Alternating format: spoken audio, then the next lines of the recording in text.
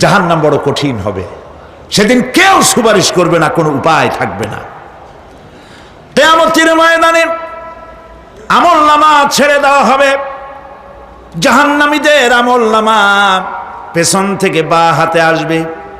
কোরআনে কারিমে আল্লাহ পাক বলেন, ওয়া আম্মা মান উতিয়া কিতাবাহু বিশিমালিহি ফায়াকুলু ইয়া লাইতানি লাম উতা কিতাবিয়া।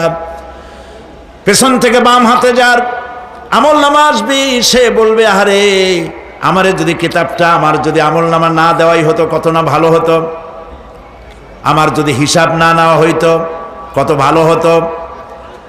ওয়ালান আদরি মা হিসাবিয়া ইয়া লাইতাহা কানাতিল কাদিয়া।